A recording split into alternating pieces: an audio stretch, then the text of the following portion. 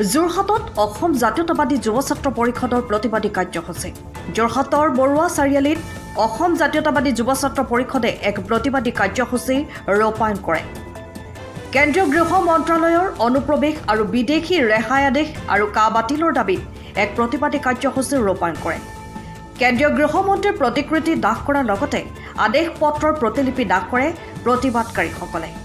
জিলা সমিতিৰ উদ্যোগত অনুষ্ঠিত হোৱা এই কাৰ্যসূচীত কা আমি নামানো, বিজেপি চৰকাৰ গো বেক, অমৃত শ্বাহ হুছিয়াৰ আদি বিভিন্ন শ্লোগান দি পৰিৱেশ উত্তাল কৰি তোলে।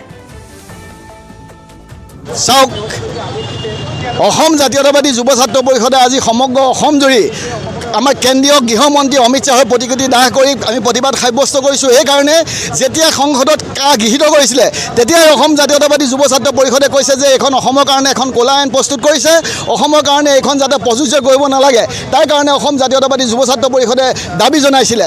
আৰু অসম জাতীয়তাবাদী যুৱ ছাত্ৰ পৰিষদে একমাত্ৰ সংগঠন যে যুৱ ছাত্ৰ পৰিষদে তেতিয়া ঘোষণা কৰিছিলে বা কৈছিলে যে এই আইনখন অনাদি অনন্ত কাৰণৰ কাৰণে বিদেশী হিন্দু বৈদেশিকসকলক অসমত ৰক্ষণাবেক্ষণা দিয়াৰ এখন ক'লা আইন প্ৰস্তুত কৰিছে।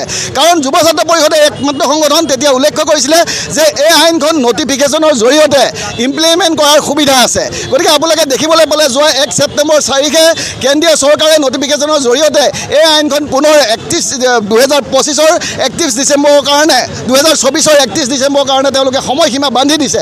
গতিকে এই কথা অসম জাতীয়তাবাদী যুৱ ছাত্ৰ পৰিষদে কেতিয়াও সহজভাৱে লোৱা নাই বা মানি নলয়। আমি অসম জাতীয়তাবাদী যুৱ ছাত্ৰ পৰিষদে আৰু এটা কথা ক'ব বিচাৰিছোঁ, যেতিয়া কা আন্দোলন চলি আছিলে সমগ্ৰ অসমতে তেতিয়া অসমৰ মন্ত্ৰী মুদাগৰ বিধায়কসকলে উল্লেখ কৰিছিলে যে 2014 চনৰ 31 ডিচেম্বৰৰ পাছত যদি কোনোবা অবৈধ বিদেশী আহে তেওঁলোকক যাতে আমি ইয়াত নাগৰিকত্ব নিদিওঁ তাৰ কাৰণে এই আইন প্ৰস্তুত কৰিছে। তাৰ পাছত যদি কোনোবা আহে আমি মন্ত্ৰী মুদাগৰে আমাৰ নিজৰ পদবী আমি ত্যাগ কৰিম। কিন্তু আজি সেই মন্ত্ৰী মুদাগৰসকলক আমি প্ৰশ্ন কৰিছোঁ যে ইতিমধ্যে নটিফিকেশ্যনৰ জৰিয়তে যোৱা 1 ছেপ্টেম্বৰ তাৰিখে 2024 চনৰ 31 ডিচেম্বৰলৈকে কেন্দ্ৰীয় চৰকাৰে সময়সীমা দিয়াৰ পাছতো আপোনালোকে এই কথাত কেলে আজি পদত্যাগ কৰা নাই বা অসমৰ ৰাইজৰ হকে কেলে মাত মতা নাই। গতিকে অসম জাতীয়তাবাদী যুৱ ছাত্ৰ পৰিষদে কা বাতিল কৰিবৰ কাৰণে দাবী জনাই আহিছে।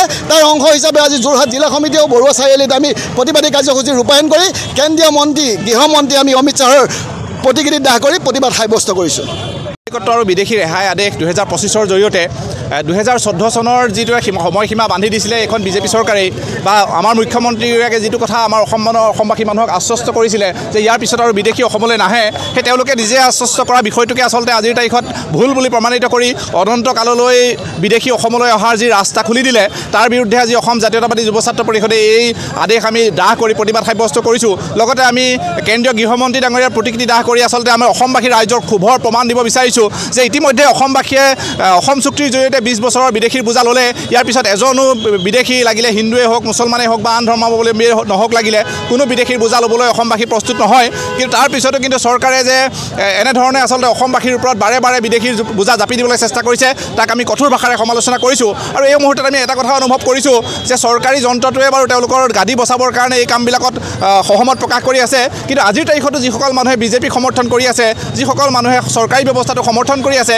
সেই মানুহবিলাকে আচলতে এই কথাটো বুজি উঠা উচিত আছিলে যে জাতিটো নাথাকিলে তেওঁলোকো কিন্তু নাথাকে। গতিকে যিখন চৰকাৰে নিজৰ কথাতে আচলতে পাভলুটি মাৰিব পাৰে, যিখন চৰকাৰে অনন্তকাললৈ বিদেশীৰ বাবে ৰাস্তা খুলি দি অসমীয়া মানুহক অসমত ভৱিষ্যতে সংখ্যালঘুত পৰিণত কৰাৰ এটা ষড়যন্ত্ৰ কৰিব পাৰে, সেইখন চৰকাৰৰ লগত সেইখিনি মানুহৰ লগত থকাতকৈ তেওঁলোকে আচলতে ইয়াৰ বিৰুদ্ধে বিদ্ৰোহ কৰিব লাগে আৰু ভাবিছোঁ যে জনসাধাৰণ ৰাজপথলৈ ওলাই আহিব লাগে। গতিকে আমি আজি এই কাৰ্যসূচীৰ জৰিয়তে সমগ্ৰ অসমবাসীলৈ এই আহ্বান জনাইছোঁ।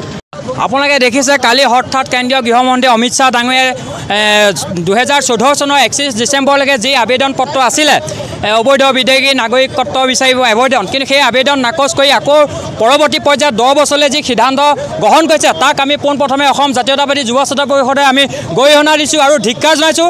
আৰু আজি আজি অমিত শ্বাহৰ যি অসমৰ ভাৰতবৰ্ষৰ গৃহমন্ত্ৰী আমি পুত্তলিকা দাহ কৰিছোঁ।